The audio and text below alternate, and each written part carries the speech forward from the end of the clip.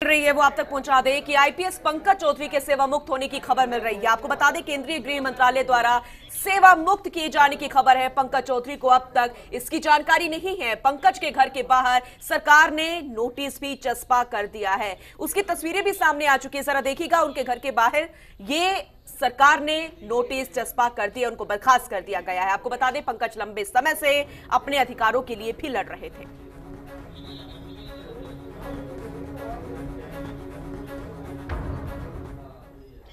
और इस बीच एक बड़ी खबर आप तक पहुंचा दें कि पंकज चौधरी को बर्खास्त कर दिया गया है। आईपीएस पंकज चौधरी के सेवा मुक्त होने की खबर है। केंद्रीय गृह मंत्रालय द्वारा सेवा मुक्त किए जाने की ये जानकारी हमें मिल रही है।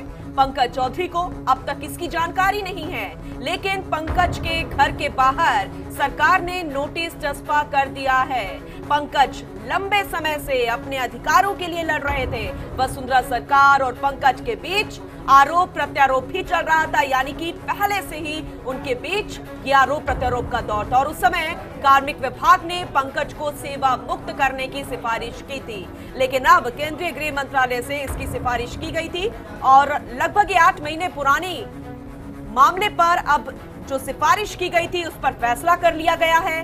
पंकज इस आदेश को हो सकता है कि न्यायालय में चुनौती दें, क्योंकि अगर आईपीएस पंकज चौधरी की बात की जाती है तो वो एक जुझारू किस्म के लड़ने वाले अफसर के रूप में जाने जाते हैं। और ऐसे में उम्मीद की जा रही है कि हो सकता है कि वो अपनी लड़ाई को आगे जारी रखे, लेकिन ये साफ हो गया है कि लगभग 8 महीने पुरानी सिफारिश पर फैसला कर लिया गया है। सरकार ने नोटिस चस्पा कर दिया है और हालांकि इस आदेश को न्यायालय में चुनौती दिया जा सकता है और पंकज चौधरी को इस बारे में कोई जानकारी नहीं है। उनके घर के बाहर ये नोटिस चस्पा कर दिया गया है। आईपीएस पंकज चौधरी के सेवा मुक्त होने की जानकारी हमें मिल रही है। उन्हें बर्खास्त उनके पद से कर दिया गया है। केंद्रीय गृह मंत्रालय द्वारा उन्हें सेवा से मुक्त कर दिया गया है, ये अहम जानकारी मिल रही है। लेकिन ये जानकारी पंकज चौधरी के पास नहीं है।